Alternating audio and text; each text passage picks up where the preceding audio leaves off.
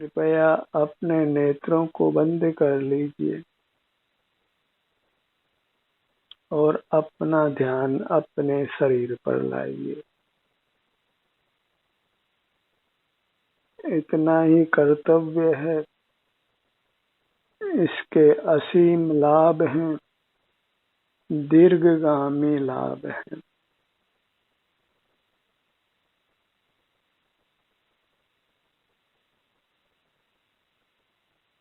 इस प्रकार आप अपने से ही युक्त होते हैं।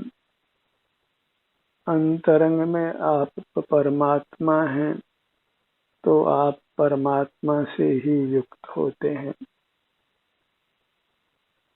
आपको अपनी ही कृपा प्राप्त होती है, अपना ही आशीर्वाद प्राप्त होता है, अपने से ही असीम स्वास्थ्य और सुख की प्राप्ति होती है।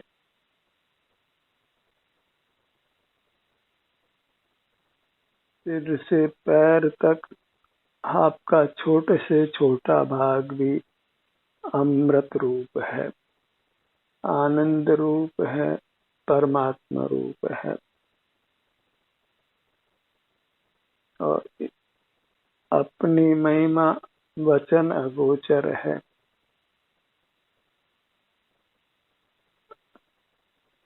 अनुभव से ही अपनी महिमा का अनुभव होता है, अपना सुख हमारे अनुभव में आता है।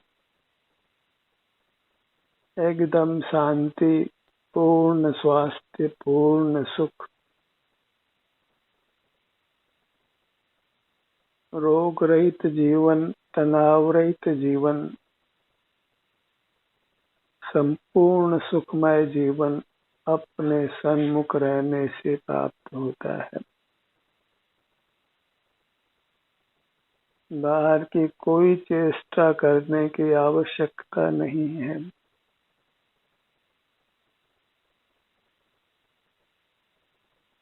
कोई भय नहीं, कोई दुख नहीं, अत्यंत शांति, अत्यंत सुख का अनुभव होता है जब आप अपने से युक्त रहते हैं। अनादि से हम सुख के बने हुए महापदार्थ हैं, उत्तम पदार्थ हैं।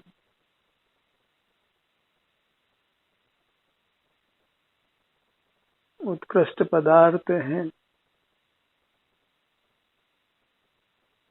हमसे भिन्न जड़ पदार्थों में सुख स्वभाव नहीं होने से किंचित भी उत्कृष्टता नहीं है।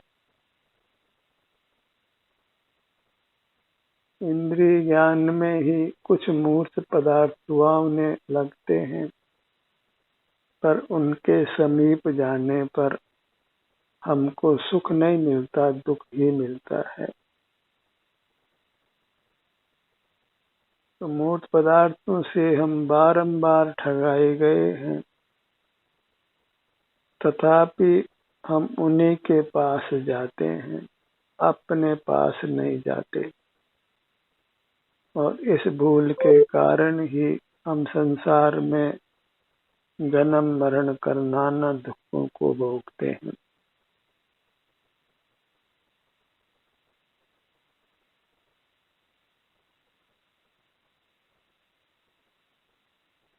परावलंबन करते हैं और स्वावलंबन नहीं करते। और ये महान अपराध है जिसका हमको भारी दंड भुगतना पड़ता है।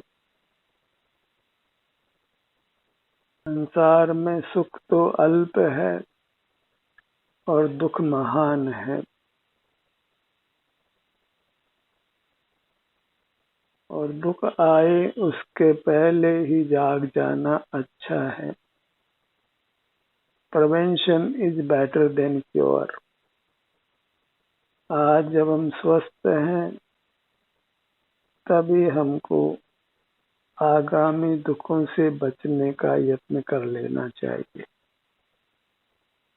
और वह यत्न बस अपने समीप रहना है, अपने में रहना है, अपना ही एहसास करते हुए रहना है।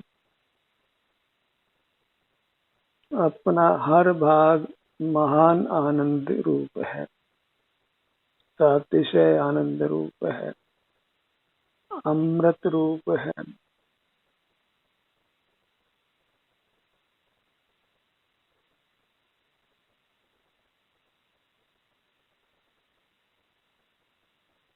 हम स्वयं ही उत्तमार्थ होने पर भी हम अपनी उत्तमता को नहीं पहचानते हैं, क्योंकि बहिर्मुख रहते हैं।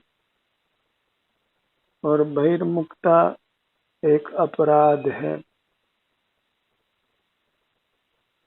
वह अपराध अपनी आराधना नहीं करने रूप है, क्योंकि हम अंतरंग में परमात्मा हैं, इसलिए हम आराध्य हैं, अपने द्वारा ही आराधना करने योग्य हैं। और वह आराधना मात्र अपने सन्मुख रहने रूप है। अपनी दृष्टि को फैलाइए अपने विस्तार में, अपने सिर से पैरों तक, अपनी ऊंचाई, चौड़ाई, गहराई, नाना उपांगों की, उस सब को अनुभव में लीजिए। अपने रूप का ही सेवन करना है, यही अमृत है, तो इसी का पान करना है। यही आनंद है, इसी को भोगना है। जहाँ अपने पर अपनी दृष्टि पड़ी, वहीं हमें सुख शांति होने लगती है। और इस दृष्टि को कुछ समय हम टिका कर रखें, तो फिर हम असीम सुख के स्वामी हो जाते हैं। अनंत काल तक वह सुख हमें अनुभव में आता है, क्योंकि फिर हम मूर्त के बंधन से मुक्त हो जाते हैं। बस उस स्वाधीन दिवस को ही हमने पाना है, स्वाधीन होना है। अब तक हम पुद्गल के मूर्त के पराधीन रह रहे हैं। पुद्गल ही हमारे पर साम्राज्य कर रहा है। फिर हमें पुद्गल की ही आवश्यकता लगती है। उसी के आश्रय से हम सुख पाने का प्रयत्न करते आए हैं। यही पुद्गल का हमारे पर आधिपत्य है, जिससे हमें मुक्त होना है।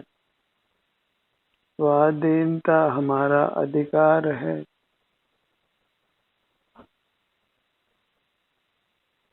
उस अधिकार को ही हमने काम में लेना है।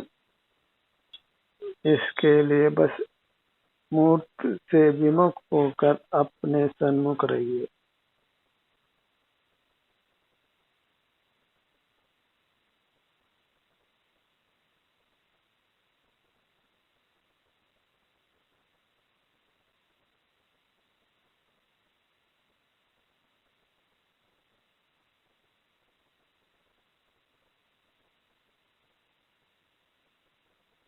और स्वाधीनता होने के लिए मनुष्य पर्याय सबसे अधिक उत्तम है।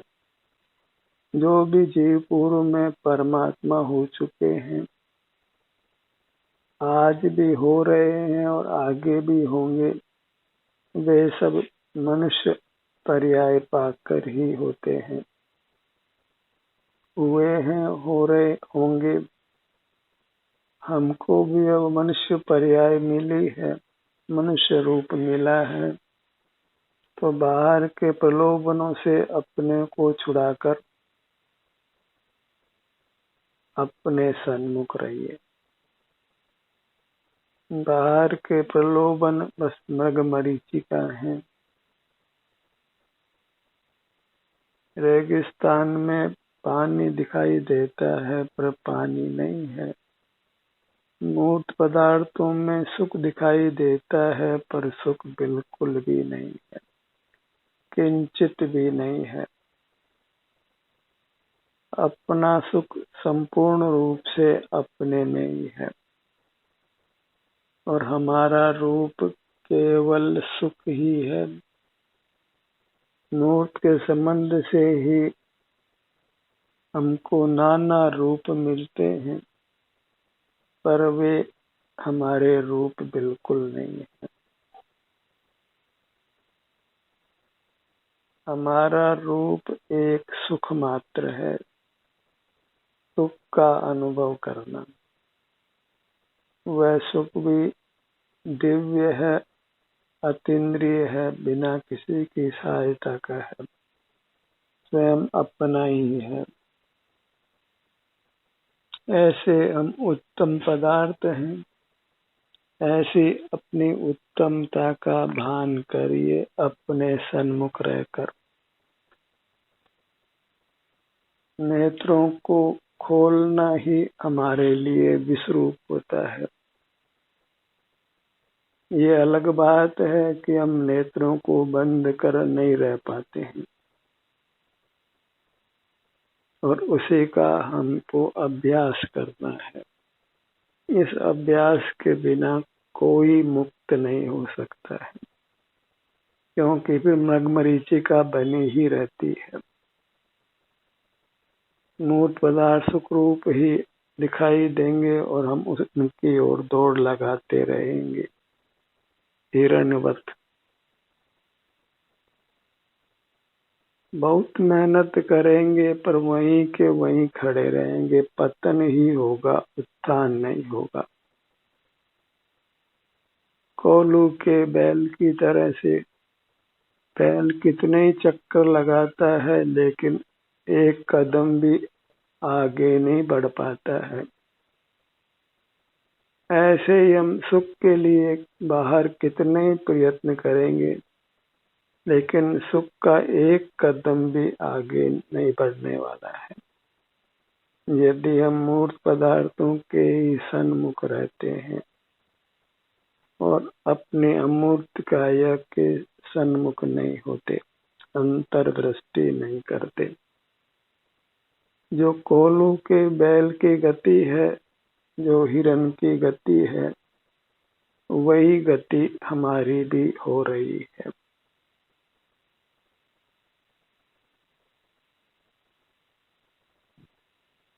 इसलिए नेत्रों को बंद रखने का अभ्यास करिए और फिर भले ही आपके शरीर पर किसी भी भाग पर आपका ध्यान जाए, पर बस अपने ही किसी भाग पर हो।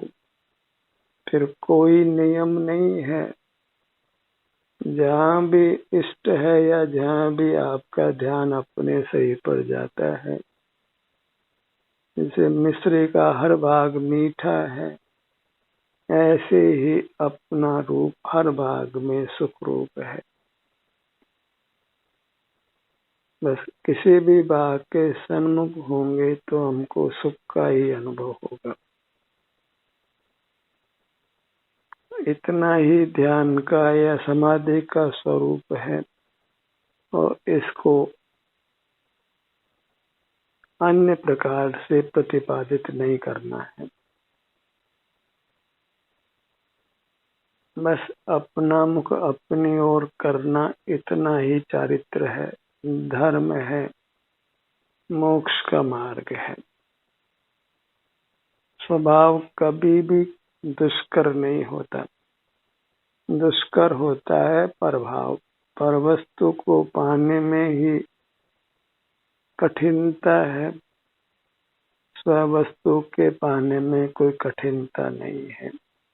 दूसरे के घर में अधिकार जमाना हो तो वह दुष्कर है और अपने घर में रहने में बिल्कुल भी दुष्करता नहीं है।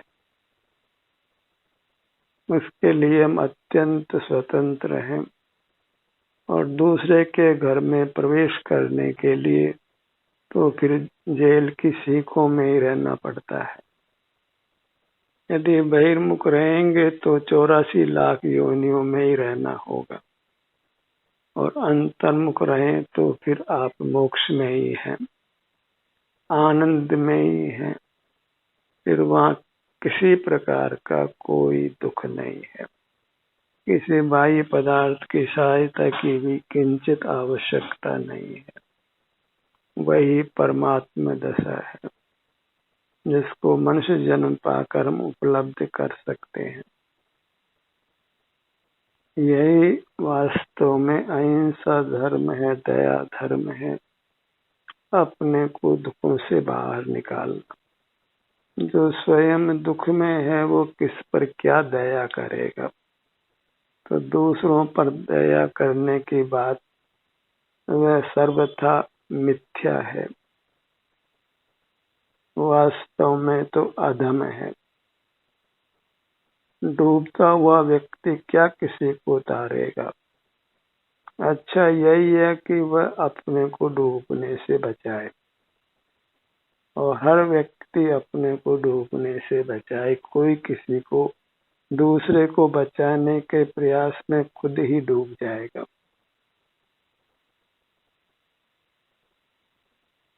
अपने को ही जीव उतार सकता है, दूसरे के उतारने के प्रयत्न में न दूसरा तिरता है न आप ही तिरता है। दूसरा भी डूबता है और दूसरे को तारने वाला भी डूबता है। मोक्ष मार्ग में तो यही व्यवस्था है कि अपने को ही तारना होता है, क्योंकि अपने सन्मुख रहना होता है, किसी अन्य जीव को विषय नहीं करना होता। सारे जगत से विमुख रहकर ही जीव मोक्ष में जा सकता है। एक को भी लक्ष्य में रखकर, साथ में रखकर आज तक कोई मोक्ष गया नहीं है, जा रहा नहीं है और आगे जाएगा नहीं। वो पर की दया के लिए पर को लक्ष्य में रखना होगा, और वह अपराध की कोटि में है। स्व लक्ष्य करना ही निरपराधता है, उसी से जीव संसार सागर से पार होता है। इसलिए अपने पर दया करके, अहिंसा धर्म का पालन करके अपना मुख अपनी ओर रखिए। दूसरों की रक्षा करने में ही हमारा पूरा प्रयत्न लग जाता है और हम अपनी रक्षा करना भूल जाते हैं। और अपनी रक्षा के लिए तो बस अपना मुख अपनी ओर रखना है। नेत्र बंद करके ही अपनी दृष्टि को अपने पर रखना है। अपना अनुभव करने में नेत्र असमर्थ रहते हैं, क्योंकि आप नेत्र का विषय नहीं है। और जहाँ नेत्र बंद करते हैं, अन्य इंद्रियों का व्यापार भी बंद करते हैं, मन से कुछ विचार नहीं करते, मस्तिष्क से कुछ स्मरण नहीं करते, तो सहज ही हमारी वृत्ति अपने सन्मुख रहती है। और जब वृत्ति अपने सन्मुख रहती है तो फिर बद्ध मूर्त कर्म का नाश हो जाता है और यह आत्मा परमात्मा हो जाता है। फिर अनंत काल तक सुख से रहता है। और मोक्ष मार्ग की ऐसी सुंदर व्यवस्था है जिसके लिए कोई मिथ्या प्रयत्न नहीं करना पड़ता, कोई लंबी भाग दौड़ नहीं करनी होती है। बाहर के साधन तो अनंत काल से हम अपनाते रहे हैं, पाप के आरंभ भी किए हैं और पुण्य के आरंभ भी किए हैं, और बंधन मुक्त नहीं हुए, क्योंकि बाहर का तो कोई आरंभ करना ही नहीं था। बस अपने से युक्त रहना था। तो अंतरंग में एक प्रेरणा का भाव उत्पन्न करिए, उसी को पुष्ट करिए कि हमारा अंतर्मन हमें हर पल अंतर्मुख रहने की प्रेरणा दे, और बहिर्मुख रहने पर वह हमें बराबर सावधान करे कि तुम अच्छा नहीं कर रहे हो, तुम चारित्र का घात कर रहे हो, चारित्रहीन बन रहे हो। अपने चारित्र को छोड़ना नहीं है, अपने स्वरूप में ही आचरण करना है, अपना ही एहसास करना है। शरीर के हर भाग में देखिए कि वहाँ आराम वेदना दोनों की क्या स्थिति है। सिर से पांव तक सर्वत्र अपने ध्यान को ले जाना है। हर छोटे से छोटे भाग की स्वास्थ्य की स्थिति को अनुभव में लीजिए। इसी विधि से कर्म की संधि टूटती है और हमारा हर भाग हमें सुख का अनुभव कराता है। हर भाग को कर्मों के बंधन से मुक्त करना है, किसी भाग की उपेक्षा नहीं करना है। बाहर की क्षुद्र उपलब्धियों में यह अमूल्य मनुष्य जीवन खराब नहीं करना है।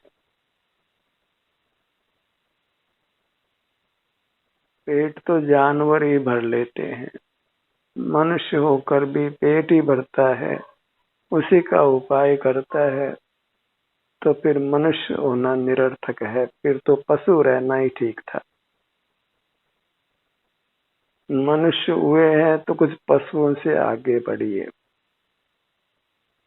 पशु ही नहीं बने रहना है, क्योंकि बहिर्मुख जीव वास्तव में पशु है। वास्तव में तो उसको पशु से भी कोई हीन संज्ञा है।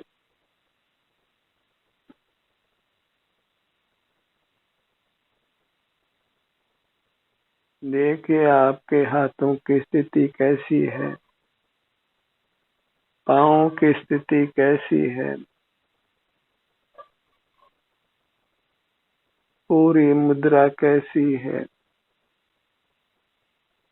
सीने के भाग में कितना आराम है, हृदय भाग में कैसे आराम या वेदना की स्थिति है, उदर भाग कैसा अनुभव में आता है।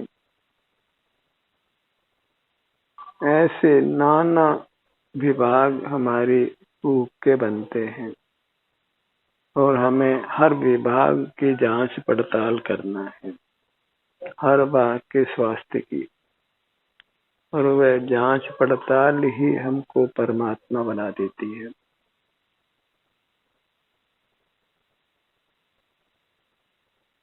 बस तसल्ली के साथ इस काम को करिए, क्योंकि इस काम के अलावा कोई काम अच्छा नहीं है।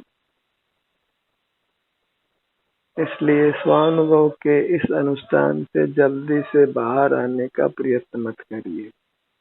बाहर कदाचित आ भी जाते हैं तो लौटकर वापस भीतर आ जाइए, क्योंकि हमारा यथार्थ निवास भीतर है, हमारा आनंद महल भीतर है, बाहर नहीं है।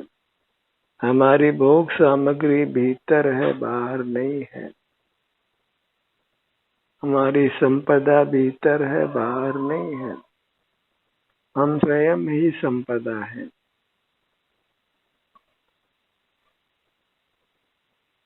अपनी मूर्त ही परमात्मा की मूर्त है, परमात्मा की प्रतिमा है। प्रतिमा शब्द वास्तव में किसी जड़ पदार्थ के लिए नहीं है। मूर्तियों को देख देख कर हमने प्रतिमा शब्द को मूर्त में आरोपित कर लिया है। प्रतिमा शब्द हमारे अमूर्त काया के लिए है, वही वास्तविक बिंब है, अकृत्रिम जिन बिंब है। वही परमात्मा की प्रतिमा है। तो परमात्मा का दर्शन करना हो तो उसका एक ही तरीका है, दूसरा तरीका नहीं है कि नेत्र बंद करके अपने ध्यान को अपने पर ले आइए और सिर से पांव तक यही सन्मुख रहिए। तो यही आत्म साक्षात्कार है, वही परमात्म दर्शन है। शारीरिक सुख दुख की जो भी अवस्था है उस अनुभव के द्वारा ही अपने आकार की प्रसिद्धि होती है, अपनी प्रतिमा की प्रसिद्धि होती है। जहाँ जहाँ आराम या वेदना की स्थिति है वहाँ वहाँ हम हैं,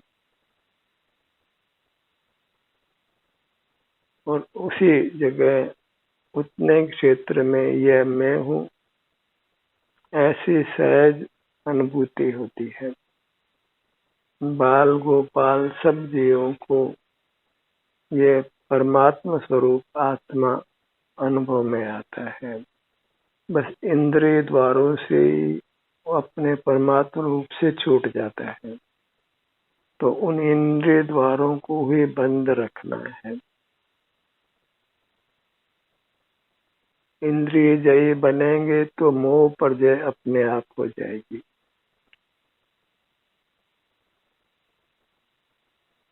क्योंकि इंद्रिय ज्ञान से ही मोह उपजता है, और इंद्रिय ज्ञान का निरोध कर लेने पर मोह की उत्पत्ति किसी प्रकार नहीं होती और आप वीतराग हो जाते हैं।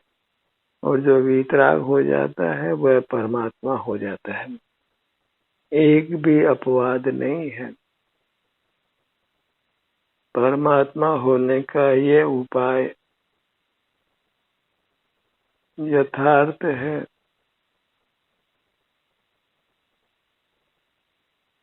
और इससे भिन्न कोई उपाय नहीं है।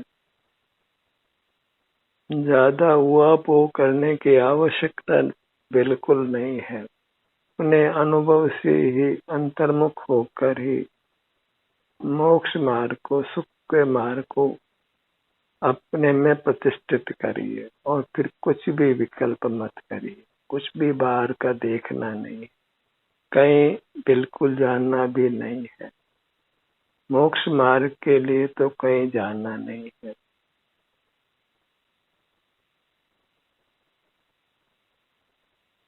अपने प्रति महान आदर का, भक्ति का भाव लाकर